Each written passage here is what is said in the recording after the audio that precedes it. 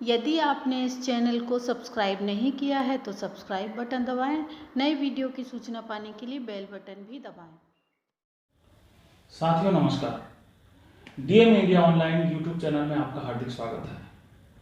आज सरोकार के इस खास एपिसोड में हम बातचीत करने जा रहे हैं तमिलनाडु में धर्मनिरपेक्षता का जो सुखद मंजर देखने को मिला उस पर बातचीत करेंगे।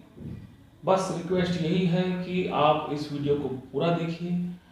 क्या वो घटना है, कौन सा वीडियो है जो कि वायरल हो रहा है, उस वीडियो के बारे में बातचीत करूंगा मैं। और धर्मनिरपेक्षता क्या है और कैसे शुरुआत हुई, संविधान से इसका क्या ताल्लुक है, इन सारी बातों पर आज हम चर्चा करेंगे। बस निवेदन ये है कि आप इस वीडियो को पूरा देखिए और अपने स्तर पर ज़्यादा से ज़्यादा इसको शेयर कीजिए, लाइक कीजिए। चैनल को सब्सक्राइब नहीं किए हैं तो सब्सक्राइब जरूर कीजिए। तो चलिए शुरू करते हैं आज का ये वीडियो।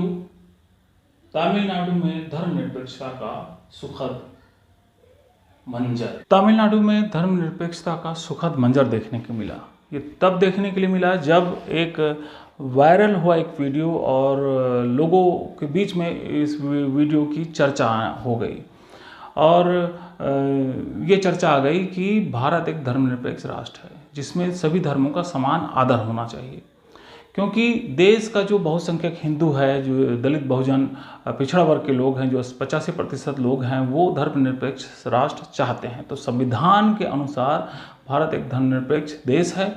धर्मनिरपेक्ष का मतलब होता है एक ऐसी सरकार जो किसी धर्म के पक्ष में नहीं है। कुछ लोग धर्मनिरपेक्षता का मतलब यह भी निकालते हैं कि एक ऐसी सरकार जो सभी धर्मों के पक्ष में है और सबको साथ लेकर चलती है। पिछले दिनों तमिलनाडु में एक सड़क परियोजना के उद्घाटन में सरकारी अधिकारी ने गलती से सिर्फ ब्राह्मण पुजारी को बुला लिया। मौके पर मौजूद सांसद एस सेंथिल कुमार ने पूछा कि क्या बाकी धर्मों के प्रतिनिधि यहाँ हैं। उल्लेखनीय है कि तमिलनाडु में सिर्फ एक धर्म के पुजारी से सरकारी योजनाओं में पूजा नहीं करवाई जाती है।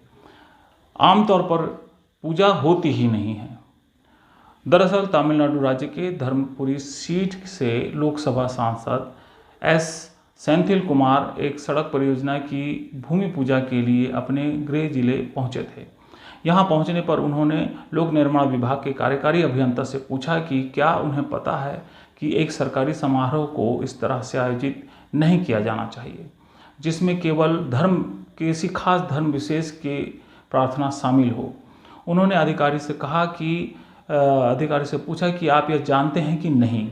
मौके पर मौजूद एक भगवा वस्त्र पहने हुए हिंदू पुजारी को देखकर उन्होंने अधिकारी से फिर पूछा कि अन्य धर्मों के प्रतिनिधि कहाँ हैं। उन्होंने अधिकारी से कहा कि अन्य धर्म के प्रतिनिधि को बुलाइए। गौरतलब है कि सामाजिक न्याय के प्रतीक पेरियार ईवी रामास्वामी द्वारा स्थापित तर्कवादी संगठन द्रविड़ मुनेत्र कड़गम का मूल निकाय है। एस सेंथिल कुमार की डांट के बाद लोक निर्माण विभाग के कार्यकारी अभियंता ने सांसद से माफ़ी मांगी। उन्होंने कहा कि यह शासन द्रविड़ मॉडल है, सरकार सभी धर्मों का आदर करता है। ज्ञातव्य है कि इसके कुछ दिनों पहले प्रधानमंत्री नरेंद्र मोदी ने नए संसद भवन परिसर में राजकीय चिन्ह अशोक स्तंभ की पूजा सिर्फ ब्राह्मण पुजारियों से करवाई थी, जबकि यह देश संविधान से चलता है, ना कि किसी धर्म के विधान से। कायदे से पूजा तो नहीं होनी चाहिए थी। यदि पूजा करवानी भी पड़ गई, जरूरी था, तो भारत में जितने भी धर्म हैं उनके पुजारियों से ये पूजा करवानी चाहिए थी। यह बताना जरूरी है कि जब संविधान बनाया जा रहा था तब इस पर चर्चा हुई, जिसमें सभी समाज और क्षेत्रों से चुने हुए प्रतिनिधि मौजूद थे। सभी ने यह मिलकर निर्णय लिया कि भारत में एक धर्मनिरपेक्ष राष्ट्र की स्थापना की जानी चाहिए ताकि सभी समता, समानता और सद्भावना के साथ रह सके। स्वतंत्रता के बाद कांग्रेस सरकार ने संविधान में धर्मनिरपेक्ष शब्द जोड़ दिया। यह संविधान के हिसाब से एक बहुत अच्छा कदम था, लेकिन कांग्रेस के जितने भी सरकारी कार्यक्रम आप देखें तो आप पाते हैं कि किसी एक धर्म यानी कि ब्राह्मण से पूजा करवाने की पद्धति दिखती है, जो कि संविधान के हिसाब से सही नहीं है। लेकिन तमिलनाडु के सांसद एस कुमार का जो वीडियो है वायरल हो जाने के बाद में ये बात फिर से चर्चा में आ गई कि सभी धर्मों का समान आदर होना चाहिए, क्योंकि देश का जो बहुसंख्यक हिंदू वर्ग है, जो दलित बहुजन है, पिछड़ा वर्ग है, वो धर्मनिरपेक्ष सरकार चाहता है।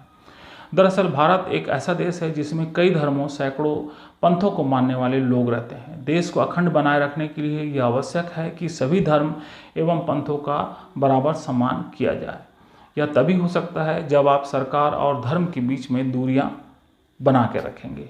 आप उत्तर भारत के सरकारी कार्यालयों में किसी खास धर्म के देवी देवताओं की तस्वीर या पूजा स्थल पाए जाते हैं, लेकिन तमिलनाडु में आपको ऐसा देखने के लिए नहीं मिलेगा। तमिलनाडु ने इसके पहले ही एक आदेश निकाला गया है कि सरकारी कार्यालयों में किसी भी प्रकार की धार्मिक पूजा पाठ या तस्वीर ना रखा जाए।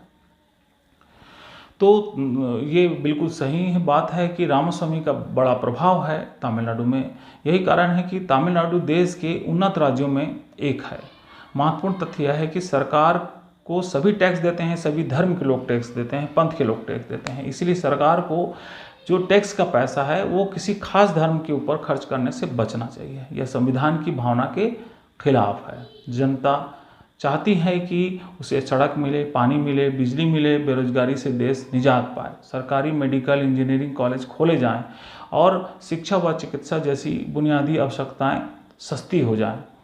लेकिन ऐसा नहीं हो पा रहा है। और ये भी ध्यान देने वाली बात है कि संविधान की धारा 51 का की उपधारा जा कहती है कि भारत एक वैज्ञानिक दृष्टिकोण वाला देश बने, लोग तर्कशील बने।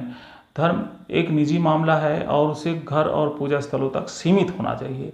आज धार्मिक अंधविश्वास इतना बढ़ा हुआ है, लोग पिछड़ेपन के शिकार हैं। बहुत सारी मौतें जो है वो अंधविश्वास के कारण हो रही है। लोग अपनी मानसिक एवं शारीरिक बीमारियों के इलाज के लिए आज भी ओझा, बैगा, मौलवी के भरोसे रहते हैं। इस कारण भारत का जो स्वास्थ्य सूचकांक है वो लगातार पिछड़ता जा रहा है। हमें उन यूरोपीय देशों से सीख लेनी चाहिए जिन्होंने धर्म के बजाय वैज्ञानिक विचारधारा एवं तकनीक को अपनाया और विकसित देशों में अपना एक मकाम हासिल किया। तो साथियों, हम ये चाहते हैं कि भारत भी वो मकाम हासिल करे और निरंतर आगे बढ़े। ये सिर्फ सरकार की जिम्मेदारी नहीं है, तमाम लोगों की, हमारी और आपकी सबकी जिम्मेदारी है कि किस प्रकार से हम वैज्ञानिक और तर्कशील विचारधारा को लेकर के चलें और देश को आगे बढ़ाएं। बहुत बहुत धन्यवाद इस वीडियो को देखने के लिए। अगर आप इस चैनल में नए आए हैं तो सब्सक्राइब कीजिए, लाइक कीजिए, शेयर कीजिए और अपने दोस्तों रिश्तेदारों तक इस वीडियो को पहुँचाएँ।